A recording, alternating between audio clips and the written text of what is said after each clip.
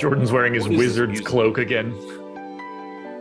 And we are live. Welcome to the NBA Strategy Show. It is Wednesday, November 30th, which means it's December tomorrow. That's insane to me. I am Josh Engleman. I am joined by Adam Scherer. We are brought to you by PrizePicks. Yes, we are. And we've got 13 games on the docket for today. It's ridiculous. We will be able to actually zip through this slate because you can mostly just cross off like 9 guys on every single team and make it really easy. Before we get started, though, I need you guys to hit the like button, subscribe to the channel, and hit the notification bell so you know when everything goes live. Adam, how was your Tuesday? Not great. I played really poorly. I didn't have enough Julius Randle. Those two things combined, I lost money. I mean, you should have known going in that you were going to play poorly. Yeah, I didn't expect to have as much like Obi Toppin as I did. 3-game slates are weird when you're inevitably going to get one or two of those dudes that you're not expected to have, and you're like, I have a lot of this guy, and he's not someone that normally gets played ever. And, right. And like on the one hand, it sort of makes sense because like I ended up just over the field on like pretty much every unowned cheap guy you could get, and I played like 100% Luka. So like on the one hand, it made sense. If any cheap punt that people aren't playing happens to go off, I am just running to the front. But also, there's a very good chance that I am just killing a lot of lineups in the process. Very true. It's very true. Yeah, it didn't work out for me yesterday, that's for sure. Steven Leibowitz. Powell was terrible for 3 quarters, and then boom. I think it was the reverse. Wasn't it the reverse? Or no? Was he hot early or late? Game. He played 9 minutes in the first half, so he definitely didn't. So it was late then. Yeah, I thought it was the reverse. Yeah, I was asleep before that any of that happened. Just nonsense. Congrats to Hannah. The fade coffee call looked so much better once we got that report like halfway through the night that Jason Preston and I think it's Diabate. I ended up overweight on coffee. It didn't go well. So did I. And same. But yeah, we have 13 games to break down today. It took me an hour and 45 minutes to do the process show today. I wasn't exactly being efficient with my time. We had, lots of side paths that we went down, but it's a pretty easy slate given that the teams that are on a back-to-back today don't really have any injury questions, at least not right now. And they're the teams that have pretty easy rotations. And then everybody else was just on the injury report. And there's not a ton of questionable tags out there. And most of them just involve Miami having their entire team be questionable. So it was pretty easy to break down. I think we're going to have a good time breaking the slate down. Yeah, I'll see it when I believe it. Okay. You ready to break it down? Yeah. All right, let's do it. First game up. This one's pretty simple, straight away. It's the Philadelphia 76ers, 4-point dogs in Cleveland, 212 total. And that 212 total is the lowest on the slate by more than 12 points. So right away, as long as there's not any crazy value, like this game's just going to suck. You can tell just by the start. We have Joel Embiid back. He came back on Monday. And for Philly, it's just no Harden, no Maxey. And to me, no real interest in anything from Philadelphia. Clearly, you can play Joel Embiid whenever you want.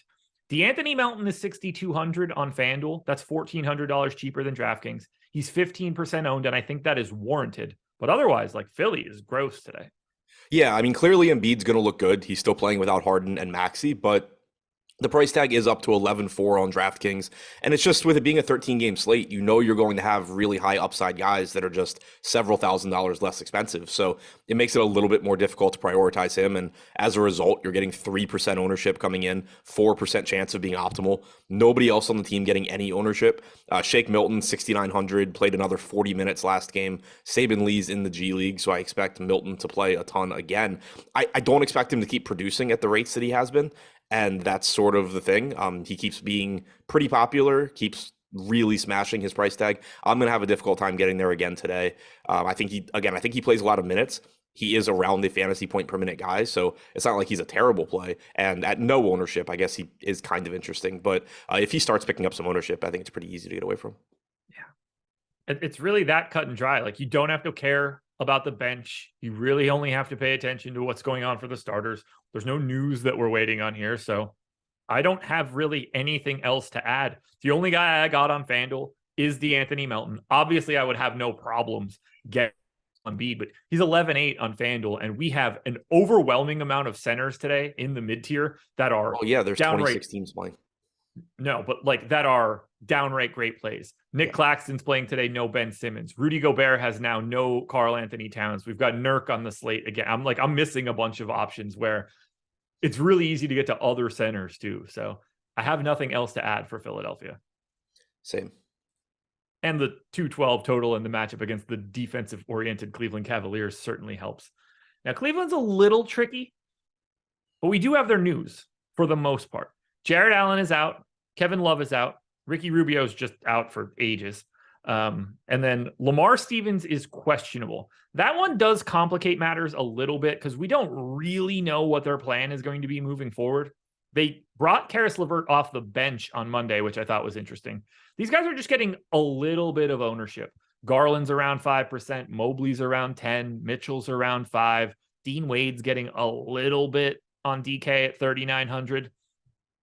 Evan Mobley at 7,200 on FanDuel has the power forward eligibility as well. He gets the 12%. I don't think that there are any priorities from Cleveland, but I do think they look a little bit better than Philly. Yeah, so do I. I mean, in the backcourt, it's kind of what it always is. $8,900 for Mitchell, 86 for Garland. They're going to play a lot of minutes. They're going to cut into each other a bit. It's a 13-game slate, so you're going to have a lot of clear-cut, really good options that prevent these guys from being true priorities, but you're never going to be upset about getting to a Donovan Mitchell or Darius Garland. To me, the most interesting piece, though, is Evan Mobley at 7,100. Like you said, he is pulling the most ownership at around 10%. He just sees a nice bump in rebounding percentage without Jared Allen or Kevin Love on the floor. He's averaged about a fantasy point per minute this year when Donovan Mitchell is on and Allen and Love are off, putting Mitchell on just to sort of try and make sure I'm not mixing in minutes where, for whatever reason, Mobley's just playing with the second unit. But he's averaged about a fantasy point per minute in that situation compared to about 0.85 fantasy points per minute when he's out there with Jared Allen. So you get a nice bump for him. He's playing a lot of minutes as well. So I think Mobley is my favorite guy to get to here. And then if you're mixing in some Mitchell and Garland, that's fine as well. If Stevens is back, I assume he starts in place with Dean Wade. Ooh. So you think they would keep Okoro? Oh, I forgot Okoro was starting now. Yeah, I assume he starts in place of Okoro. Okay, yeah, that's sort of where I'm landing. I don't think that they're going to move LeVert back in. I think they finally just kind of got that ability to not have to do it, but that's also on the table. Yeah, what I was going for was when Allen is back, I think Stevens is starting in place of Wade. On the off chance, if Karis LeVert starts today, I think he's interesting for 4,800. If he starts, yeah. I mean, 4,800 is really cheap for what Karis LeVert can do. You know, obviously if he starts, that's just more minutes where both Garland and Mitchell are on the floor and LeVert's going to be the third guy, but it's also more playing time. And really in tournaments, I don't think he's in large field tournaments, I don't think he's crazy off the bench. Like he played 30 minutes last game. He's likely to be in the closing lineup over one of Okoro or Wade. Again, you see a drop in production because the ball is going to be in Garland and or Mitchell's hands so much. But, you know, LeVert is somebody that's capable of getting hot, and he's sub 5K playing 30 minutes. Yeah, I don't think it would be crazy to go to him. I gave him 28 minutes, and that's with Lamar Stevens in, but I don't have a great feel for LeVert, Wade, Stevens, Chetty, Okoro, other than I think Okoro's the last guy they want of that group, but it could just as easily be Chetty. But again, this is not the most desirable game on today's slate. We are going to get to many more that are better. We'll go to the Atlanta Hawks, 5.5-point favorites in Orlando, 226 total. For Atlanta, we've got a doubtful tag on Bogdan Bogdanović, which means he is probably going to be back for the next one, or at least very, very soon. That'll actually shake things up a little bit for Atlanta. It'll probably make them fully unplayable for like 2 or 3 days, but you know, either way, he's coming back. And then Jalen Johnson is doubtful. He missed the game on Monday. They just took him out. They put Justin Holiday right back into the rotation. Aaron Holiday is out of the rotation. It has been Trent Forrest again. Neither of those 2 decision points matter at all for today. No one's in double digits on FanDuel or on DraftKings. But I want to get parts of Atlanta here more than what we're showing from an ownership perspective because they're facing the Orlando Magic. I like DeJounte Murray at 8,800 no matter how bad he's been as of late. I want John Collins at 5% ownership. He's been playing better. Sub 6K price tag, power forward, center eligibility. Trae Young is Trae Young. I like Atlanta here a lot more than the ownership shows. Yeah, I think they're one of what's going to be a lot of teams today where they're low priority just because they are healthy, but they're also really, really good contrarian pieces within a tournament lineup. You look at the boom bust tool and Trae Young getting 9% ownership with a 10% chance of being optimal. Capella, 6% ownership, 5% to be optimal. Collins, 5% ownership, 7% to be optimal. Murray, 6 and 4, respectively. So it's just guys that aren't that likely to succeed, but they're also owned either pretty much correctly or a little bit under owned. And low owned in terms of raw ownership. So you're not going into the slate building around like, oh, Trae Young's the best play today. Like I'm just going to play 50%. You're kind of asking yourself for trouble if you do that. But they're perfect guys to fit in where you have your chalky or more likely to succeed guys in 5 or 6 lineup spots, and then you fit in a whoever from Atlanta because it is a good spot. They are all solid options. Collins is at 0.87 DraftKings points per minute this year, but Capella's at 1.12, 1.3 for Young, 1.15 for Murray. They all have very high ceilings relative to their salary. It's just that their median projection isn't quite as appealing as it's going to be for other spots on the slate. Yeah, Murray would be my favorite guy here. Collins would be too. Happy to get to any one of the starters, honestly, except for probably Capella. And not that I'd be mad for having Capella, but again, we're going to touch on a lot of centers that are getting a giant bump in minutes and usage and all. I'll say I like Capella too. He played 33 minutes last game. Not that that is indicative of what he's going to do today, but it's good to see that because we had seen the playing time trending up a bit before the dental injuries as well. Yeah, he's not a guy that I would regret having in a lineup, but he's just the easiest guy that I could get away from with all of the center talent that's out there. Yeah, he also could just beat the shit out of Orlando, though. He can. Get ready to talk about Orlando because this team. Do you have anything else that you really want to say on Atlanta? No. So for Orlando, there is no Jalen Suggs. There's no Wendell Carter Jr., no Chuma Okeke or John Isaac. Mo Bamba is questionable. And Cole Anthony is off of the injury report. Markelle Fultz is off of the injury report. And Terrence Ross is available for this one. I'm not really sure that there's anything that we can say about Orlando here. I think Paolo Banchero looks pretty good on FanDuel at 7,700, but you're getting 2 ball dominant-ish guards back. I don't know what they're doing with Anthony. I don't know what they're doing with Fultz. Probably doesn't matter because their prices are like sort of where they're supposed to be if they're playing full strength. Are we just skipping Orlando? Yeah, I don't have much here. I don't know what the rotation is going to look like because I have no idea how they're going to use Anthony in his return. I have no idea what they're going to do with Markelle Fultz. But assuming those guys are playing, you are talking about high usage guys playing minutes somewhere in place of, Kevon Harris and RJ Hampton and Caleb Houston, just zero usage guys being replaced with Cole Anthony and Markelle Fultz. Banchero's averaged a fantasy point per minute this year without Suggs or Carter on the floor. He has a 32% usage rate. Salaries dropped a little bit to 8,200. I just don't really think this is the slate that I end up getting there. And then for everything else, I have a really difficult time because it's likely that Anthony coming back basically just you can pretend that Suggs isn't out from like how it's going to affect everything standpoint. They're, I think, pretty decent proxies for each other. So you kind of have these other price tags where they've come up as a result of Carter being out and Suggs being out and everybody being out. It's just, I think, a pretty overpriced team right now, with the exception maybe of Banchero. I think the only guy that you can get to with any confidence today, assuming he plays, Mo Bamba's 5,200 on FanDuel. That's just a really nice price tag with Wendell Carter Jr. out. I assume if Bamba can play, he's the starting center, and I like that for 5,200. Yeah, I think that's likely as well. 6,100 on DraftKings looks fine. I think I would still prefer Capella amongst many, many other options. Yeah. 5,200 on FanDuel, though, I would prefer Bamba to Capella at that point. But it's close again. Like I said, there's a lot of these dudes today. Yeah. Pick your poison on center. The only problem here is that, they're getting everybody back. I'm glad they're starting to get everybody back. I hope they can see some health.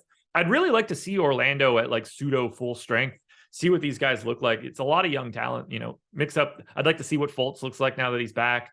Get some actual minutes with all these guys out there and see what you really have. Orlando's a weird team. They are. The Miami have so Heat. many guys. They have so many talented players to be such a bad team. Do you feel like they have more players than you're allowed to have on their roster? I've felt that about Orlando since at least last year, maybe the year before. It seems like they just don't have a roster limit. we have these games now with the Heat where they had, 7 guys or whatever, and like there's just nobody available. And then I look at Orlando and it's like, well, they had 9 guys out and they still had 15 guys available. I don't know how this works. Yeah, it's just like you start, it's like another name pops up and you're like, oh, I forgot they were even in the league. And of course they're on Orlando. Yeah, it's really, when I looked at it today, I was like, oh, they're going to be like shorthanded. And then I started projecting it and I was like, they've got like 4 dudes that aren't even going to play today. Right. And like they still have Jonathan Isaac. Yeah. That's a great point too. I can't wrap my head around it. This is literally impossible for us to talk about, and we're going to go straight through it. Here's the injury report for the Miami Heat. Jimmy Butler's out. Victor Oladipo's out. Omer Yurtseven is out. Tyler Hero's questionable. Caleb Martin's questionable. Gabe Vincent's questionable. Duncan Robinson's questionable. Nikola Jovic is questionable. Dwayne Dedman's questionable. Haywood Highsmith is questionable. Evidently, Max Strus and Jamal Cain are probable, which I don't even know what that designation could possibly mean. We can't. It means they'll be questionable by 12:30. Yeah, nothing matters, right? Like it's a waste of time. No, I mean the only thing we really know is Jimmy Butler is out, so Bam Adebayo is going to look better. Kyle Lowry is going to look better, and then after that, the more guys you remove, the better everybody else looks because there's more minutes. Yeah, it's just not even worth talking about. And it's a matchup against Boston, which is like not exactly a dream scenario for like racking up fantasy points either. Pay attention to the deeper dive and live before lock. Maybe we get some of those Q tags fixed, but if I know Miami, we'll get this news at 7:00 on the dot. Yeah, they'll rule a couple guys out at 1:30, but then they'll also downgrade 2 others. Yeah, but they'll rule out like Udonis Haslem and Drew Smith. Now, for Boston, at least they didn't play yesterday, so we do get a shoot around. Yeah, it helps. They'll all still be questionable. Yeah. Jaylen Brown is questionable for today. Al Horford off of the injury report. He just sat for rest the last time out. So this is, if Jaylen Brown is in, your standard full-strength Boston team. If Jaylen Brown happens to be out, obviously we're giving a bump to a couple of these guys, but this is pretty easy to break down. Jaylen Brown is still 8,400 on DK, 8,500 on FanDuel. I think he is the best play from Boston if he's able to play. And then I don't think that anybody else is like exciting to get to other than clearly play Jason Tatum. He's really good at basketball. Yeah, I don't think much looks appealing in the context of the entire slate. I think Brown is the first guy I would get to, which that's been the case for a while. Shooting guard, small forward eligible, 8,400, averages around 1.15 fantasy points per minute, should give you around 37 minutes if the game's competitive. He looks fine. There's just going to be other options I think that look more appealing today. Tatum, clearly, like you said, if you can get there, great. But if Brown is in, I don't think I don't think Tatum's much of a priority. If Brown is out, Tatum certainly looks better. Still 10-8 on a 13-game slate. I don't know that I'd really be jamming him in, but it'll certainly look better if Jaylen Brown's out. Yeah. And that's just going to be the case, I think, for most of the heavy pay up options today. There's not going to be a lot separating those guys on a 13-gamer. You're like, yeah, but hopefully today is the day that he goes for 75 and not the other guys. That's really all you can hope for at the top end today. If Jaylen Brown is out, obviously Tatum looks a bit better. Do you see Smart or White or Brogdon or anybody getting like a true legit bump to be interesting today? I mean, if you base it off last game, Marcus Smart becomes Michael Jordan. But I think there's just more production to go around for guys like Smart, Brogdon, White. I don't think it has to be concentrated to Marcus Smart. That's not what we've seen in the past. I wouldn't, I'd be very careful about saying like, oh, well, last game it meant Smart played great. It's not, I don't think it's going to work like that. I think it's going to be Jason Tatum gets more work for sure. And then you kind of just get things spread out where it's marginally better for all of Smart, White, Brogdon. Weird start to this slate so far, but we will have a lot more that we can dig into shortly. Make sure you're hitting that like button. 265 viewers. Where are you guys? It's Wednesday. Come on, be here. Big show. Hit that like button though. 44 is not nearly enough. Schedule for the rest of the day. NFL strategy show is coming up at 11 a.m.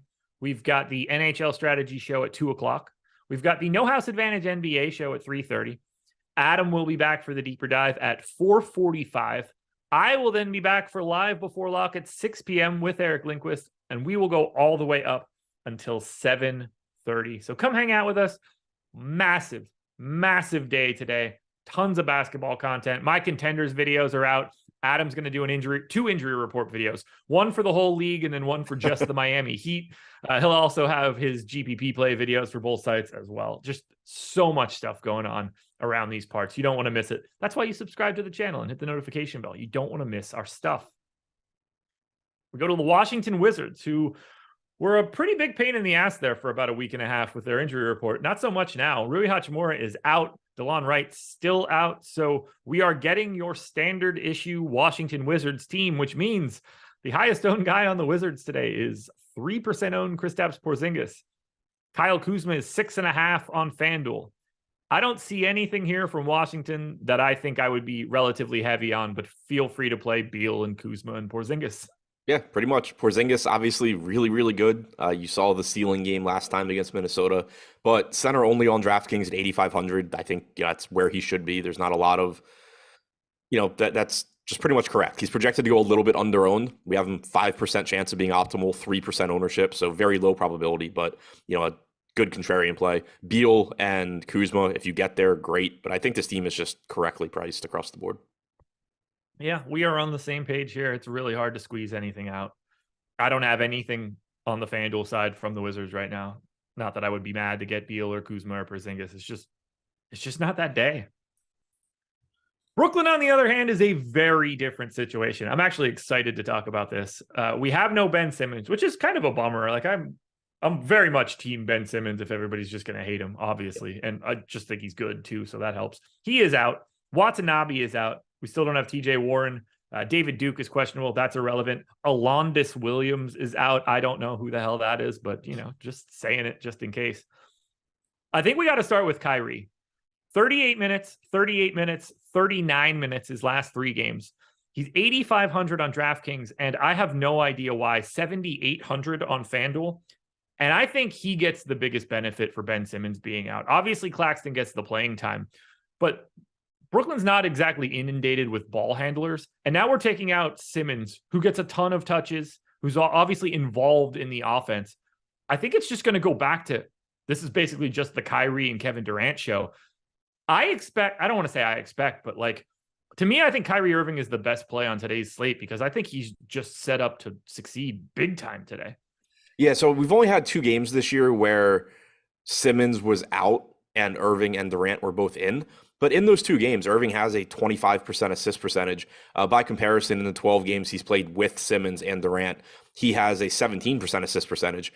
His usage rate is higher in those games, but that's a situation where I think it's likely that as you just get more games without Simmons, you see Kyrie maintain an assist percentage higher than he has when Simmons is in, but that usage rate comes up as well. I think you just see the ball in his hands more, and that obviously bodes very well for fantasy production. So, 10% ownership, 8,500 looks good to me.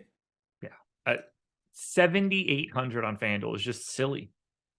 That is just a preposterous price tag now with no Ben Simmons on this floor. It's not going to take much for Kyrie as a standard issue 1.15 guy to just go back to, I don't know, the guy that played the day before he got suspended when he smashed.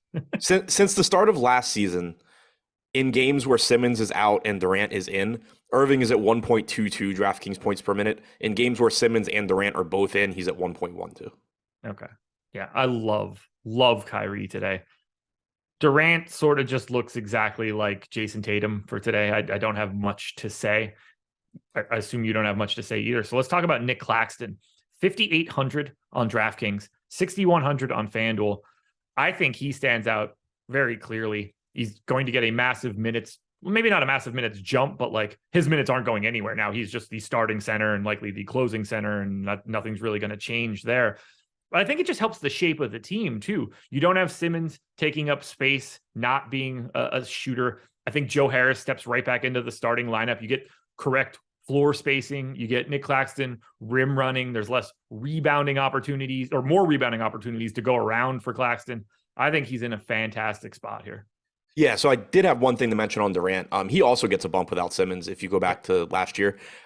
In the games where Simmons and Kyrie are in, Durant's at 1.31 DraftKings points per minute. In the games where Simmons is out and Kyrie is in, Durant's at 1.44 DraftKings points per minute. So like you said, that puts him firmly in Jason Tatum territory. He's expensive. He's tough to get to, but it is a bump for him as well. I'm with you as far as really liking Claxton here. He's pulling 25% ownership. That's probably a little aggressive on this slate with this many good centers, but I still think it's a good play. It's just aggressive in the sense where like it's probably a profitable pivot, for example, to just turn some Nick Claxton into Clint Capella, or like if Bamba were starting Bamba, you're it's one of those situations where Claxton is more likely to succeed than those guys. But if somebody offered you 5-1 on Claxton versus Capella, you're taking Capella every time. So within a given lineup, that's a good spot to get to. But it's not like I'm going to say like, oh yeah, I'm just going to jam in a ton of Clint Capella and no Nick Claxton. I doubt that I go that route.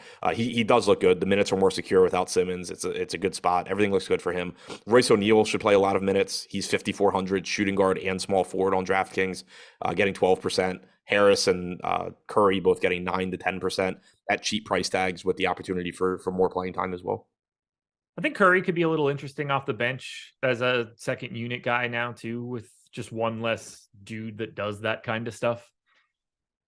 Yep. Nothing like, I mean, it's a 13 game slate. Like you can only talk about that so much. Kind of surprised that him and Harris are getting as much ownership as they are. Yeah. Just because of it being a 13 game slate. 3,800 for Harris with shooting guard, small forward. If he really is stepping in, it like that one kind of makes some sense to me. I mean, he's been it makes sense in the sense that like they're cheap. I just assume that there's going to end up being better cheap options that open up than Joe Harris. He sucks. He does. He didn't. No, he didn't. He used to be so good for what this team needed, like the perfect sort of fifth guy, can play comparable defense, knock down threes from everywhere, and then just gone. Joe Harris has the worst true shooting percentage on the entire team outside of David Duke. Oh my God, that's by a lot. Yeah. Joe Harris is at go ahead. Joe Harris is at 48.6%. To put that in context, Ben Simmons is at 58.8. Royce O'Neal is at 56. Edmund Sumner is at 56. Do you want to really blow your mind? Last season, before the ankle injury took him out, 63% true shooting, 47% from three. In the 4 seasons before that, playing 2,000 minutes a season, 66, 61, 65, 64% true shooting, 47, 43, 47, 42% from three. I know he hurt his ankle, but why does he suck at everything now? I don't know. He was one of the better complementary offensive players in the league. Yeah. I feel like Joe Harris now is what like a lot of DFS players always thought Joe Harris was, just because he wasn't useful for DFS. Well, like when he signed that contract, like all the dum-dums were shitting all over it. And it was just like, this is an exceptional contract. Like he is the perfect thing you're looking for to be a complimentary piece on a good team. And he hurt his ankle and now he's just straight terrible. Yeah. And to SMP's point, yeah, he's going to improve most likely, or he's going to just stop playing minutes. But if it doesn't get any better, he's just done. Right. Yeah. it most likely he starts to improve, but it's wild how bad he's been so far. Yeah. It's a bummer. I hate when guys like his role just like have something happen. Like Gary Harris for Denver for a while was a real problem. Like those are the guys that I like the most. The people that everybody doesn't think are good because they're not stars, but like you don't win without having those guys, like your KCPs, those type of players. Like you have to have them to win. And I hate everybody. TJ Doms with the massive super chat. Wanted to say thank you for being a part of my daily routine. Work from home, took down or got second or third for several multipliers and turned $110 into $6,000 yesterday. Balthamos, I believe, is what you're telling me is either that is your handle on these sites or that is some sort of Spanish word, or it's that Enrique Iglesias song that came out a while back. Been a subscriber for years, and yours and Adam's show is a must watch for daily NBA DFS. P.S. Please fire Eric. So cringe. I mean, if I had hiring and firing abilities, he'd be gone already. I'd ship his ass back to France. Let him eat brie. Yeah, no, that's awesome though. Congrats though. Yeah. Congrats. And if you're looking for him on the leaderboards, that would be by Lamo. Milwaukee. 5.5-point favorites in New York, 227 total. Knicks on the back-to-back. Julius Randle might not be able to be there. He's got some burns on him from being on fire yesterday. That was an Eric joke for you. Yeah, except he would have sang it. That's fair. There's not much to say here for Milwaukee. The only piece of news that is even partially relevant is that Marshawn Beauchamp is out, but still no Ingles, still no Middleton. Middleton on his way back, though. Giannis and Drew, I guess, if you want anybody. Drew 7,300 on DraftKings is like a nice price tag for Drew Holiday, but there's nothing really here for Milwaukee. Yeah, I do like the Drew Holiday price tag. It seems like that's gotten a little bit less expensive than it probably should be. But, you're never going to have a shortage of guards on a 13-game slate either. So he's getting 13% ownership. I think that's fine. He's played 14 games with Giannis active this year. He's averaged 1.2 DraftKings points per minute. I think he's underpriced. I think that you should be playing Drew here, but also with it being a 12 or a 13-game slate, you can probably only get to so much. Yeah, I don't. 12-4 for Giannis, 12K for Giannis. Always nice to see him in a lineup, but whatever. Yeah, it's a good feeling if you have a lineup going well and you're like, oh, who do I have left? And, Giannis is in there, but I just don't think I'm going to get him into a lot of lineups at that price. Yeah, same thing here. Same thing. It's just too hard. These guys are slightly too overpriced. So we were calling for it for a while. I'd like to get them back into I can get to them and feel really good about it mode. Then we go to the Knicks, who, oh God, irritated me so much yesterday. So we get this hot Julius Randle shooting game. But the problem here for the Knicks is that we didn't really get any answers to the questions that we wanted answered. Because they beat the piss out of the Pistons, we have no idea who's going to close for the Knicks yet. Quentin Grimes was exceptional in the minutes that he played, but I don't know if he was actually ever going to play the fourth quarter like he didn't the previous game. So I'm projecting the Knicks the exact same way that I projected them yesterday. I didn't touch a single thing. I like Barrett. I like Brunson. I like Randall. I like Mitchell Robinson still at 4,500, but these guys are getting no ownership. I think that's a little too low for those four guys, but not by anything crazy. Yeah, not by a crazy amount, but I do like the Mitchell Robinson rotation we saw. Anytime that we can see consistent back-to-back games of Mitchell Robinson actually getting minutes, it starts to just make you feel a little bit better because his playing time was jerked around so much early in the season. So I am comfortable. Yesterday, I think I'd ended up going 24 or 25 minutes on him. I'm relatively comfortable giving him an extra minute or two over what I did yesterday, just because, we've kind of seen it in consecutive games now. But yeah, I'm with you. I'm projecting this team the same way. I still don't know what the closing lineup looks like. I do know what Julius Randle's minutes look like when he is not making every three-pointer that he takes. He played 31 minutes in 3 quarters yesterday, but typically you're only getting 33, 34 minutes from him. I think that continues to be the case outside of games like yesterday. So, I'm treating it the same way, and it just makes them all look not very exciting against a really good Milwaukee team. Yeah, I would say Mitchell Robinson is the one guy that is just an actively good play, and I wouldn't bat an eye at it because 4,500 is just great. But as I've mentioned, there are a few center options today, but 2.5% own Mitchell Robinson at 4,500. That's stupid. That's just a number that's very easy to get above, and you don't even have to you don't have to sacrifice your night to do it. 10% Mitchell Robinson is an exceptional stand, and you won't even notice that. He wouldn't even be near the top of your exposures list. Yeah, I wasn't listening, but I'll say yeah. Mitchell Robinson at 2% owned at 4,500 is dumb if he's the starting center and playing starter minutes. Yeah, but it shouldn't be that much higher. If you, because then you have to start taking away from other centers, and you do still have the Hartenstein risk, you still have foul risk. It's still a relatively risky play, but the upside is really appealing at that price tag. Yeah, he can be unequivocally essential very, very easily today.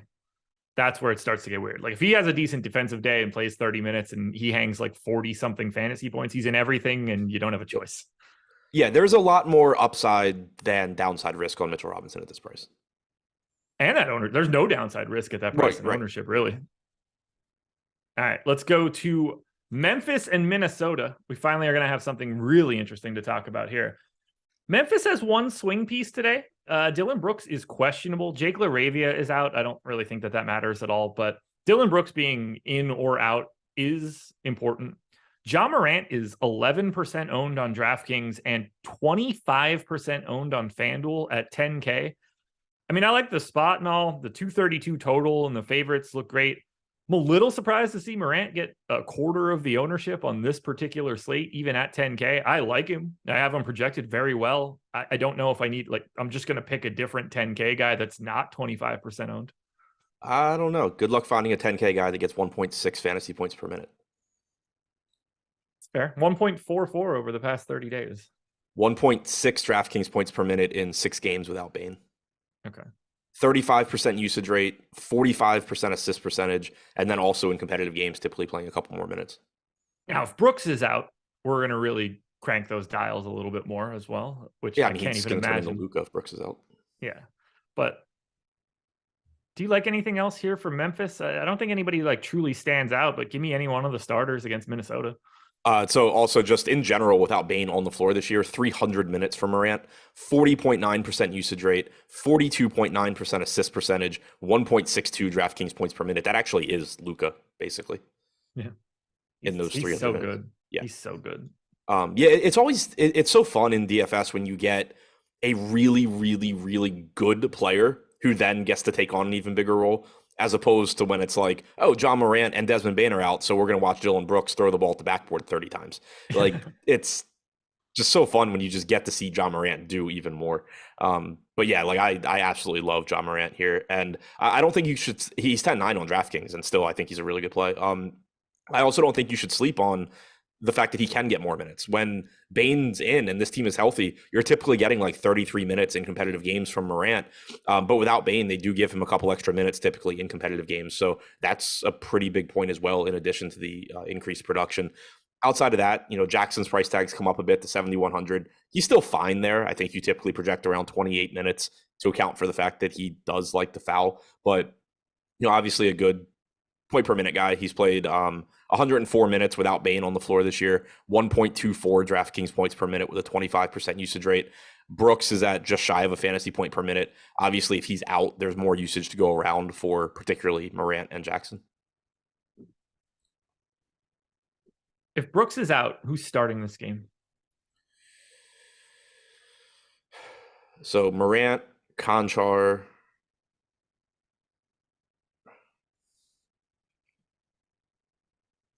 I don't know. Great work there. I mean, Roddy, Laravia, probably just some placeholder type guy. Yeah. I mean, they could go Tyus Jones. Laravia is doubtful, by the way. Oh, right. Not that that's anything major, but yeah, they could go. It's definitely Jones. Not him. You slide Conchar down. Maybe. But then that sort of you could go Tyus Jones and then Kennedy Chandler enters the rotation as your backup point guard. Could see it. I have one quick change that I have to make before we go any further. Because I don't think there's an obvious answer. Conchar is the obvious answer, but Conchar is already starting for Bane. Yeah. They do Aldama? I was just say, have they been running that lineup? I'm not sure. Can he play along? Did they play him alongside Jaren Jackson? I think they did it last year. I think they did too. Because Santi Aldama, 4,500 on DraftKings, 5,500 on FanDuel. I guess it doesn't even matter, really. He's played 4 possessions alongside Jackson this year, since the start of last year. I'm pulling that up now, but I thought they did. Because I thought we got that random Santi Aldama game, and I thought he was starting at the 3. So did I. No, so he's played 44 total possessions alongside Jaren Jackson since the start of last year. I don't think they're going there. Yeah, neither do I. 19 total minutes. I mean, whoever it is, it's Memphis. All these guys are going to look the same. Yeah, I mean, the thing, Tyus Jones is priced up too, so he's 5,100. If you get the Tyus Jones start, he's probably playing 30-something minutes, but you have to keep in mind that a lot of that is next to Ja Morant. Yeah. Anything else for Memphis? No. Minnesota Timberwolves are an interesting team to talk about today. Jaden McDaniels is questionable, and that is honestly incredibly interesting because Karl Anthony Towns is going to be out for the next 4 to 6 weeks. We still have no Taurean Prince or Jordan McLaughlin. My assumption is that we get Jaden McDaniels and Kyle Anderson in the starting lineup. Could wiggle a little bit there. If McDaniels ends up out, all bets are off for this Minnesota team. Where would you like to start? Do we just start with slow-mo, 3,800 on DraftKings, 4,600 on FanDuel, pulling 40% ownership? That's a lot. I mean, I Makes get sense. it. Yeah. Like he is the best value play. Yeah, 3,800. He's not a bad fantasy producer. Should get a lot of minutes. I get it. It makes sense. That's also a lot of ownership. Yeah. And look, it's a 13-game slate. Like other comparable dudes to Kyle Anderson will slowly trickle out today. Generally. Yeah, it's like when we had Alvarado the other day, and it was like, he's getting 50% ownership, and then two teams just like ruled out everybody. And it's like, okay, well, now he's going to be 30% instead. But yeah, for the season, 0.87 DraftKings points per minute for Anderson. And the nice thing about Anderson and guys like this when they move, or at least probably move into the starting lineup, is they're not scoring dependent guys. Like Kyle Anderson's averaging 0.87 DraftKings points per minute this year on a 13% usage rate. So you don't have quite the same concerns where it's just like, oh, well, now he's playing with D'Angelo Russell and Anthony Edwards. He's not going to produce the same. His rates probably take a little bit of a hit, but he's just... They might go up. Yeah, that's true too. Like it could Towns is a pretty big usage dude that he's stepping into. Like he can go up for a percentage point of usage and everybody else still gets some. Right. Yeah, but it's just like he's good at everything. He does a little bit of everything. So when guys like that move into the starting lineup, I'm a little bit more comfortable going there than when you take your, I don't know, your scoring dependent sixth man and say, oh yeah, now he's starting. And it's just like, oh cool, well, he's going to shoot half as often and play 5 more minutes.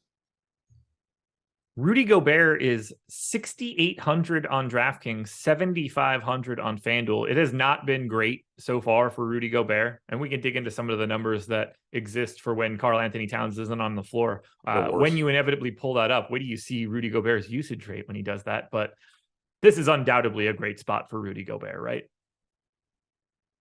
I guess. At least it should be. Like if you're just he's been markedly worse without Towns on the floor. Like, he certainly has. Not just from a fantasy standpoint. So with Towns on the floor, 1.13 DraftKings points per minute. Without him on the floor, 0.95. But also with Towns on the floor, 23% rebounding percentage for Gobert. Without Towns on the floor, 17%. I don't know, but like none of it makes sense, right? Yeah, no, I short-circuited this morning. It's been bad. But there's no way that you and I are ever going to project Rudy Gobert to be worse, right? Right. Like there's no way, like Kyle Anderson replacing Karl Anthony Towns can't actually make you worse at rebounding, can it? It shouldn't.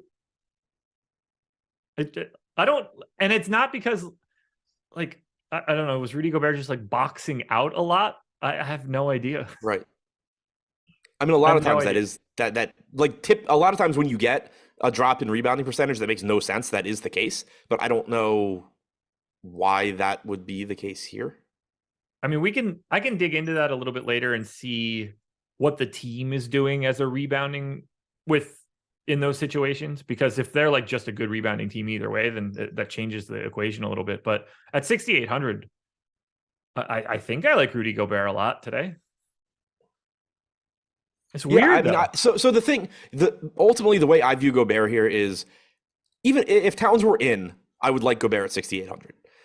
I do think that there's a chance his ownership kind of gets steamed and maybe shouldn't. Like, I'm not convinced that Gobert is markedly better without Towns. Like, he's been worse to this point. I think there's a good chance he's just the same. So I do think there's a chance he ends up just being overowned, but I would think he's a good play at 6,800 anyway. Like, I think he's underpriced. Overall this year, he's been around a 1.1 fantasy point per minute guy. You're facing a Memphis team that plays centers, so that's good. Like, you could get a few extra minutes potentially from Gobert. Towns being out in general, maybe you get a few extra minutes from Gobert. That's another potential positive. So I like Gobert, but yeah, I'm not convinced that you're actually getting a more productive Gobert. I think it might just be the same guy that would look good anyway. Yeah. Who's the next best play on Minnesota? And obviously this assumes Jaden McDaniels in, because if he's out, then we're starting to get like a lot of slop from the bottom in too. Right. Edwards? Yeah, I think so too. It's Jalen Noel based on ownership. So shout out to Jesse on that one. 8K for Edwards on DraftKings, 8K on FanDuel. You would think this is better. He certainly gets the usage bump. I like him. I'm getting to him. I think he's the next best option. I'm happy to have him, but I get him when they're all in too. So I might not be the best guy. Yeah, 1.24 DraftKings points per minute without Towns on the floor this year, about a 32% usage rate. When Towns is on the floor, 1 fantasy point per minute, 25.5% usage rate. Complete opposite of Gobert. These numbers make a lot of sense. Anthony Edwards is that guy when Towns isn't on the floor, and it makes him look really good here. I would happily get to D'Angelo Russell at 6,400 and 6,600. Yeah, don't sleep on McLaughlin being out too, because that does mean typically more playing time for Russell. Played 32 and a half minutes last game, lost about 4.5 minutes of garbage time. You're losing your backup point guard, and you're just going to see Russell's minutes look better as a result. If Jaden McDaniels is playing, I think he looks really nice at 4,600 on DraftKings. That's another perfectly reasonable value option in my eyes too. Minutes are going to be there for sure if he can play and he's not hurt. Yeah, agreed. I mean, he's just going to be like a last piece in filler type guy, but yeah. And then, I mean, at least on this one, do I think that Jalen Noel is a really good point per dollar play today? Absolutely. 34% or 30 on FanDuel. Healthy. It's a healthy number. So here's my thing with Noel. We have McDaniels projected in, and we still have Noel getting that ownership. If McDaniels is in, like, he's just soaking up a bunch of minutes. I'm not as confident in Noel's playing time if McDaniels is in. If McDaniels is out, you have a lot of minutes available. So, like, if McDaniels is in, I think I would think it's more like 20 minutes or so for Noel. If McDaniels is out, I think you're talking maybe like 24 or something. Do you think that? So I think we're on the same page here, though. Naz Reid's just the backup center. That's my expectation. Yeah. Okay. It could they could play alongside each other here. You do have the Jackson Adams front court, but yeah. In theory, though, like 48 minutes, Gobert and Reid is a minimum, right? Like that's just yeah. That's what I'm expecting. Okay. Because I mean, we are freeing up like 32 minutes or so from Towns being out. So McDaniel's minutes just become normal.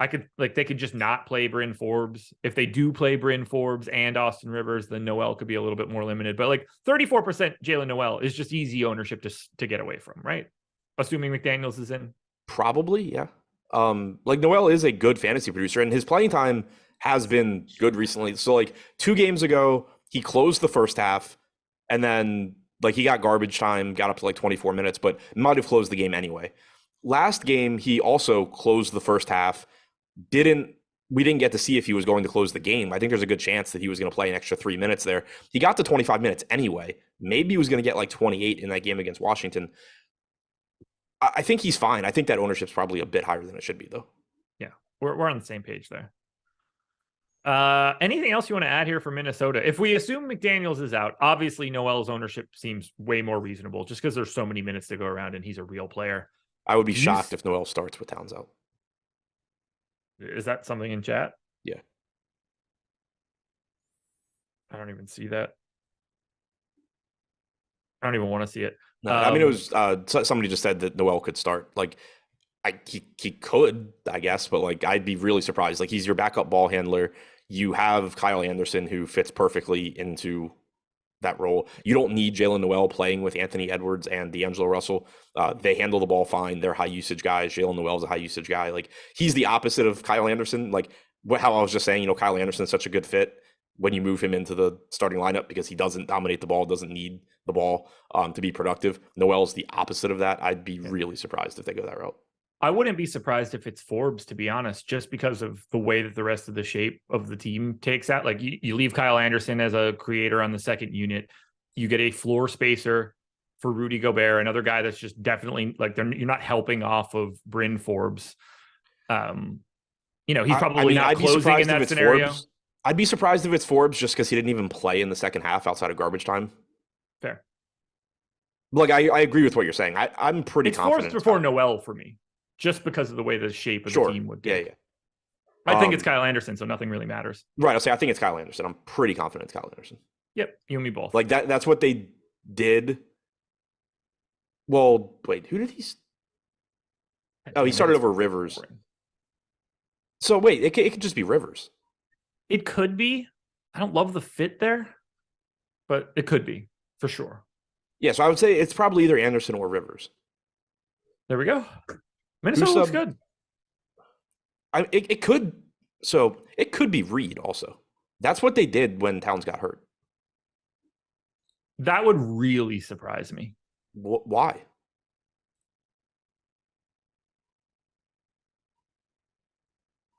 I feel like they're going to want to get away from the dual big.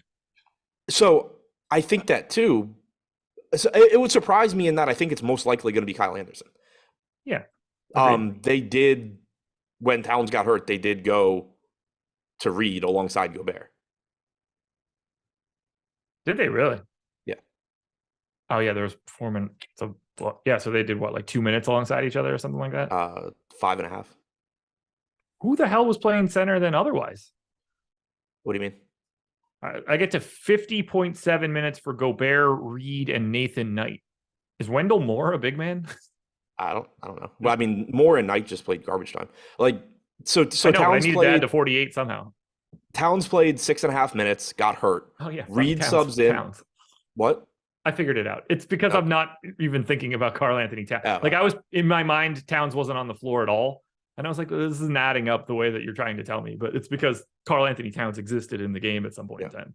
Okay, I'm an idiot. Just play a lot of Minnesota. Right, and regardless, like, so I think Kyle Anderson starts. It's Kyle Anderson. He's a good value. If Naz Reid starts, he's really cheap. He's center only, but he's a good point per minute guy. Makes him a good value. If it's Austin Rivers, ignore that. PrizePicks is the presenting sponsor of this show. Man, we're going to have to pick up the pace. Good God. If you're interested in playing on PrizePicks, and you should be, because they've got great gear and they've got a great deal for you. Click the link in the description. You will get a $100 match deposit bonus. Up to, at least. If you only put $50 in, they're giving you 50. But if you put in 100, they will give you 100. You got to pick player props. You're taking over-unders. Put together 5-on-1 card, you'll net up to 10x your entry fee. You can do it cross sports, soccer, college basketball, NHL, tennis, PGA, whatever you want to do. Adam and I are going to talk about points props in the NBA, and we are going to kick it off right out of the gate. We're going Joel Embiid, 30.5. I will take the over by a lot.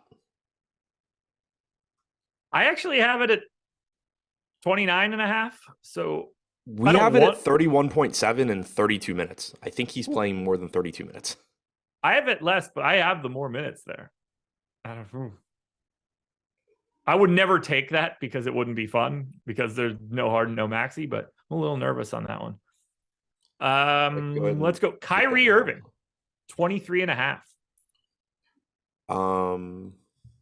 I have so far over, it's insane. Slight over, I guess. Yeah. We have it at 23-1 in 35.5 minutes. I must be a little, maybe I goosed Kyrie a little bit too much because I got it at 30. I understand why you think he's the best play on the slate.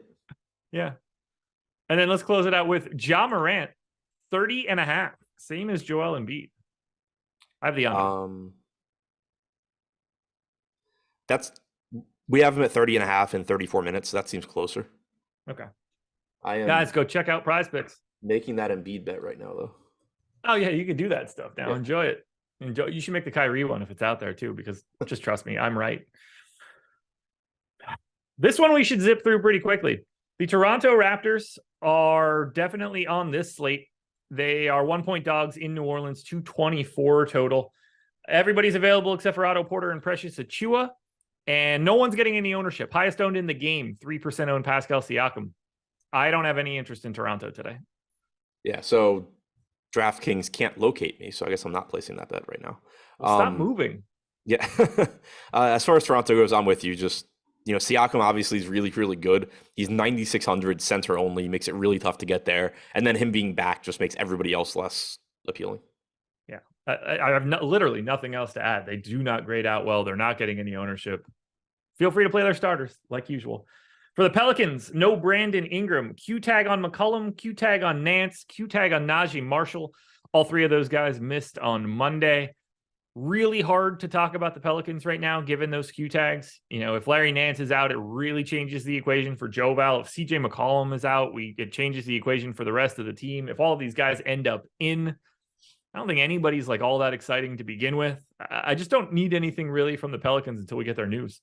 Yeah, obviously news is going to play a huge role here. Ingram being out means that if McCollum is in, you're getting a little bit of a bump for McCollum, a little bit of a bump for Zion. If McCollum is out, you're getting a big bump for Zion. And then the Nance news obviously is important as well because it does mean more playing time for Joval. Don't read into Joval's playing time last game where he still only played 20 minutes. He was in foul trouble. They still did not close with him. They closed with Zion at the 5, but that was also a very, very small OKC team. Toronto's not the biggest team, but they're not OKC. So one way or the other, if Nance is out, I think Joval's minutes are going to look a little bit better. And then also his production looks better if McCollum is out in addition to Nance. Joval 5,500 on FanDuel, so make sure you're keeping an eye on that Nance news because that just adds to the list of centers in the mid tier that you could very easily see destroy the slate. The San Antonio Spurs are a team today. They are without Jeremy Sohan and Jake Puddle. Josh Richardson, Romeo Langford, and Keita Bates-Diop are all questionable. So if San Antonio is willing to give the keys to San Antonio or give the keys to Keita Bates-Diop, they're going to have a new Tim Duncan crossed with Manu, crossed with Tony Parker on their hands. But for now, assuming Zach Collins steps into the starting lineup, he is the guy pulling all of the ownership right now, 25 on DraftKings, 44 on FanDuel. I like him. Could just as easily be Charles Bassey and maybe even Gorgie Dieng. I mean, I think it's Zach Collins. Yeah, I think he's the starter for sure. Yeah. But I think it's likely too that you do sort of get split backup minutes between Bassey and Dieng just based on what we saw previously when guys were out. So but I do think Zach Collins at 4,500 looks really good. He's a good point per minute guy. I don't think there should be a 12-1 gap between him and Mitchell Robinson, but I do think Zach Collins looks very good. Yeah, so do I. I'm just nervous about him in general. I mean, this is a guy that hasn't been healthy in like 5 years. So when they throw it at him, this could go pretty poorly for him. And maybe he's played plenty of minutes when he gets the opportunities this year. I mean, he just played 2 straight games after being out for eternity. No, I know he was hurt, but I'm saying like he's that's what I'm saying. Yeah, like if he gets hurt in the game, that's a problem. But I'm saying like there's no reason to think that he's going to be limited playing time wise. No, I mean, like this guy is a top 10 dude in my contenders. He's obviously a great point per dollar play, but they have other comparable options to Zach Collins today, and the Spurs can do just about anything. Like if they're big Charles Bassey fans, don't be surprised to see it. Bassey's also out there at no ownership, so but they also like they cut Bassey's minutes when they had the opportunity to play him recently when Collins was out. Sort of, just once. I think they did it a couple of times. He went from playing like all of the backup minutes to Dieng being in the rotation. Dieng playing, well, yeah, a little bit. I don't know. There's just the Spurs. I just don't trust them. Who starts for Sohan? Because I think that's probably the more interesting piece. You're always just going to get to like a starting center at 4K that's not priced correctly. Yeah, need to double check to see who's even active. If Diop's in, he's 3,800, and I was saying probably ownership. Him if he's in. That's the route they've gone. Like they've started him pretty much any chance that they get. Yeah. If he is not in, Richardson, they've really avoided that though. It's probably like Langford, Branham. All told, I think the easier way to describe it is this. I think San Antonio is very interesting today and could be a real problem considering they're facing OKC and it's a 237 total. Yeah. And yeah, if KBD starts, play him at 3,800. Yeah. And like, I really like Vassell on FanDuel at 7K. His minutes are up lately. I like Keldon Johnson at 6,700. Similar story, 35 and 36 minutes the last two. Trey Jones is 6,400. He's playing bigger minutes. I think all of these guys are really, really interesting on the FanDuel side. Yeah. And on DraftKings, they look fine as well. The pricing is just a little bit more expensive. And the reason I couldn't log in on DraftKings is because I have Zoom open. That makes sense. Obviously, doesn't make sense to me at all, but I'll trust you. I have no idea. It just says, please disable Zoom and try again. Weird. So, going to do it from the phone. So, it is hard to talk about San Antonio right now just because we need those Q tags and we sort of need a starting lineup. But whoever the starting center is for today is going to look really, really good. I assume it's Collins. And whoever's starting in place of Sohan is instantly a decent value play. that the good summary? Yes. For OKC, SGA is questionable. Everybody else is available. If you want to play SGA and he's in, go for it. I still like Giddey as well. I don't want anybody else. If Jordan SGA said is he thought I out, was going to just leave. yeah. If SGA is out, buckle up, I guess. I don't even want to deal with it, but there's not much to talk really about here hope for he OKC. plays. You and me both. And like, I can't even say like, oh, if SGA is out, this is what I want to do, because I don't know. I probably still don't want to play these guys. Right. That's somebody in chat mentioned earlier. If SGA is out, like, who do you play from OKC? It's like, I don't know. Whoever they just pull out of their random name generator to throw out there. Josh Giddey obviously looks better if SGA is out. He's got a 28.7% usage rate and a 35% assist percentage without him this year. 1.03 DraftKings points per minute. I would think Jalen Williams gets solidified run. He's got a 23% usage rate and 27% assist percentage without him. So those are the two guys I would feel most comfortable with, Giddey and Williams. Trey Mann is 3,300. He would probably end up looking really good as well. He does come with the caveat that OKC has not given a shit about him recently, but I assume that he just steps into more minutes. So those are the three that I think I would like the most if SGA is out, but not tons of confidence there, but I think that's the route that I would go. If SGA is in at 10-3, he looks good. The issue is just that like John Morant looks so much better because of Bane being out, but I do think that SGA is a good play as well. Houston Rockets are 11.5-point underdogs in Denver, 231 total, which is kind of crazy to see considering how slow Denver plays. Or maybe they don't play slow this year. Maybe that's just in my brain. Yeah, 24th. They are slow. Houston is at full strength. The only guy that's out is Jayshawn Tate. Highest owned guy on DraftKings is 1.9% owned KPJ. I have no interest in Houston. Yeah, it's pretty much the same situation we were in last time they played. There's obviously some talent here with Porter and Green and Şengün, but you have essentially a fully healthy team and pretty expensive prices as well. On the Denver side, we still have Bones Highland questionable. I don't know if he got AIDS or something, but he's been out for illness for quite a bit now. Michael Porter Jr. out, Jeff Green out. I'll take a starter and nothing else here from Denver, but nobody is like a major priority. These guys are all priced appropriately at this point. Yeah, pretty much. We did get 26 minutes last game from Ish Smith, but a lot of that was garbage time. He played the whole fourth quarter in a blowout. Jamal Murray, like you said, the starters look good. Jamal Murray looks good. Jokic always, if you can get there, is going to look good, but difficult to get there today. Gordon getting the most ownership on DraftKings at 6,100. That probably makes sense. Had some foul trouble last game in addition to the blowout, so he only played 14 minutes, but you should expect him to play around 30 here if this game ends up being competitive. Yeah, any of the starters look fine. I don't think any of them are true priorities. Works for me. Another pretty easy one to talk about. The Chicago Bulls are 5.5-point dogs in Phoenix, 225 total. Dosunmu, Caruso, Dragic, Derek Jones, they're all in. Highest owned guy on DraftKings is 7.2% owned Andre Drummond, if you're curious what the Bulls look like today. Another situation where, like, if you get DeRozan or Levine or Vooch in a lineup, go for it. Today, I actually think Drummond is, like, actively uninteresting, given how many center opportunities are out there for, like, real centers. But I just don't really have anything interesting to say about Chicago. No, me neither. It's just, like, it's kind of like Golden State yesterday, where you know what you're getting. There's nothing interesting I can say. Like, Vooch is Vooch, DeRozan's DeRozan, Levine's Levine. Like, it's what they have been all year. The pricing is reasonable. There's also just a lot of other similar guys in their price ranges and or positions.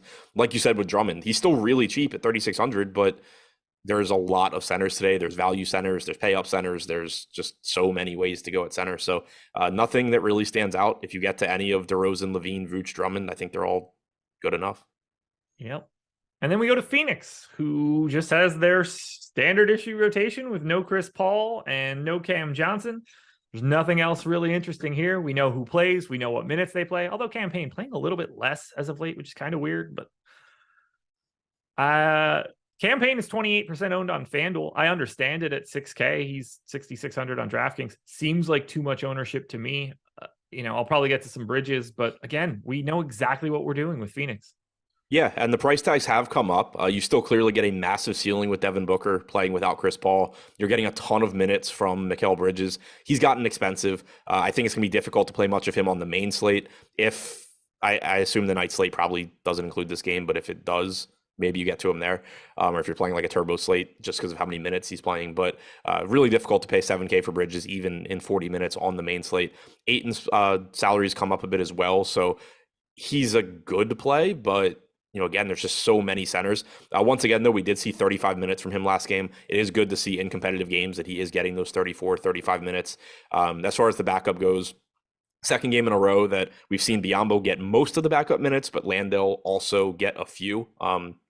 2 games ago, Phoenix had said after the game that they would probably go right back to Biyombo. They just liked Landale in the late matchup of whatever game it was. Then they did the same thing last game, so I'm going to just project them both to play. Los Angeles Clippers are on a back-to-back, 7-point dogs in Utah, 225 total.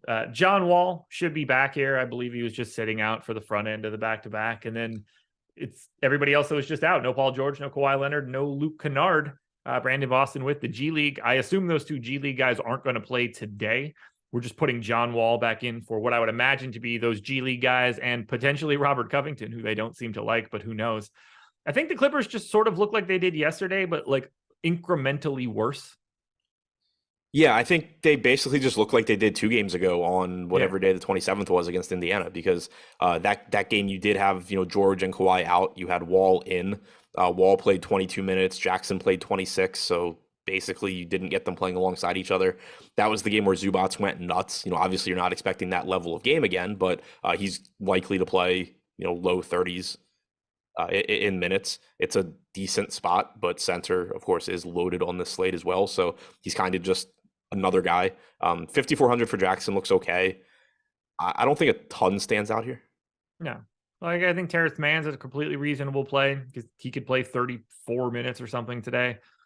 If you get Zubats or Morris, I think that's all fine. It's just, to me, really hard to prioritize any one individual Clipper. But I think they're all sort of viable in their own way. Yeah. And also, so I don't know, in projections, we don't have John Wall in right now. I don't know if we do in ownership or not, but that could be why Reggie Jackson's getting 12%, because that does seem kind of high to me. He's not in ownership either. Okay. So the Reggie Jackson ownership will come down. Yeah. I don't think you can project him for, 30 plus minutes today. Yeah. We have Reggie Jackson projected for 30 DraftKings points. There's no way that holds once John Wall's in there. Agreed. Utah side of this one, pretty easy. Still no Mike Conley, no Rudy Gay. We've seen this rotation for 5 straight games. The starters, or the Markkanen, Clarkson, Olynyk, Beasley, and Sexton guys, like, we kind of know what their minutes are going to be now. We had that one weird Beasley game, but otherwise, they're playing big minutes. They're playing heavy minutes. Nobody's getting any ownership on the DraftKings side. 9% to Sexton is the high mark. We've got Clarkson at 25 on FanDuel because he's 6,200. We've got Sexton at 5,100 getting 20 and Olynyk at 5,600 getting 15. I really like the Utah starters here today. Maybe not as much on Beasley, but I think these guys all look pretty solid. Yeah, the FanDuel price tags all sound good. And on DraftKings, like, they're more expensive, so they're more difficult to get to, but they're also just not pulling ownership. And we're consistently seeing them play a lot of minutes without Mike Conley. Once again, last game, you got 38 minutes from Markkanen. You actually got 36 from Sexton, another 37 from Clarkson, 33 from Olynyk. All of the starters, with the exception of Vanderbilt, are playing huge minutes without Mike Conley. I don't, like, it seems like it probably was a coincidental, like, coaching change.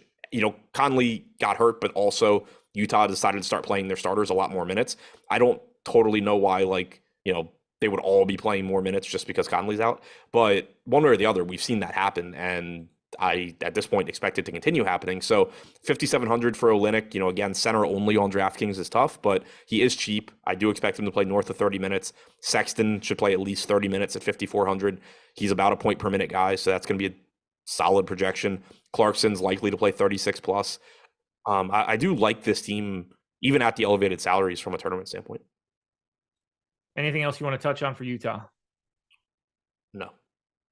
This next one's wild because I don't think anything looks all that great, but you just want the game itself. Pacers are 4.5-point dogs in Sacramento, 239.5 total.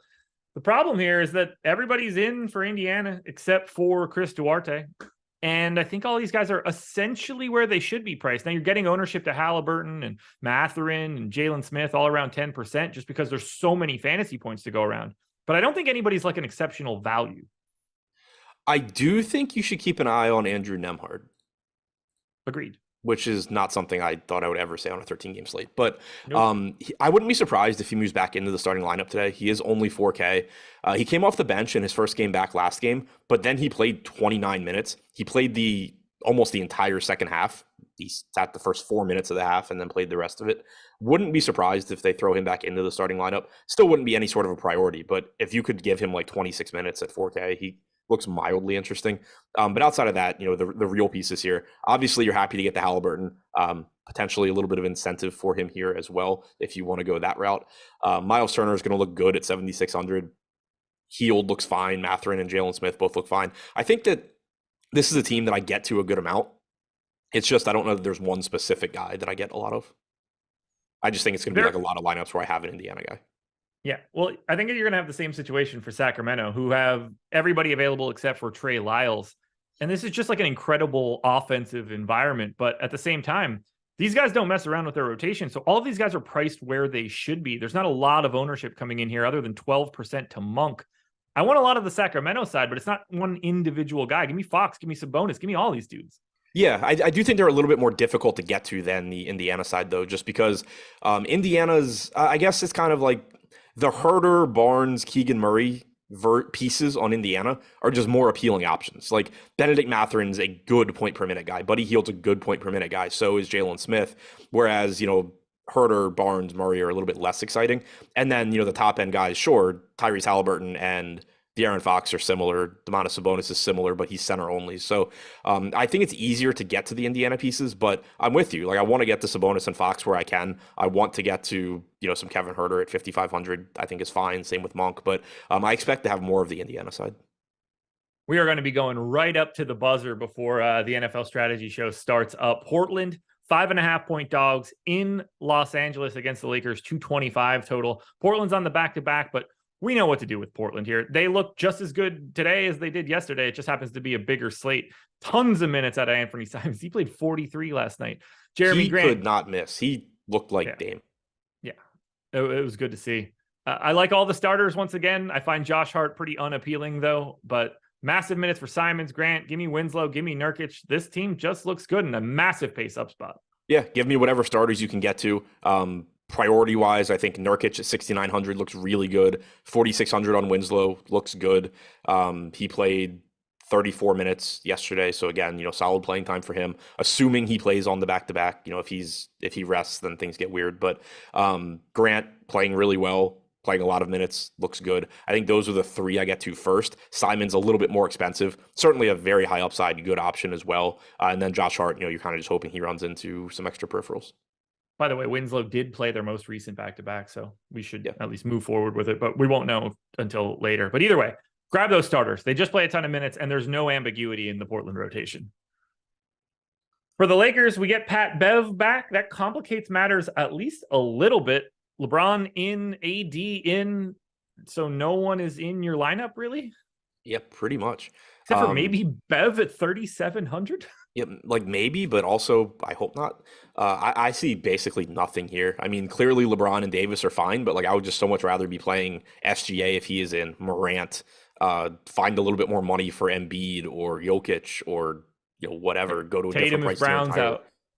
Yeah, Tatum if Brown's out. Forgo the price tier entirely and just play like De'Aaron Fox and Tyrese Halliburton. Like I have a really tough time, assuming both LeBron and Davis are in, getting to anything from this team. That's going to do it, folks. Thank you for being here. Adam's back for the deeper dive. I'm back for Live Before Lock. He'll have an injury report video and GPP plays. NFL strategy show coming up in 20 seconds. We got out just in time. 13 games, man. It's pretty tough. Good luck tonight, everybody. We'll talk to you later.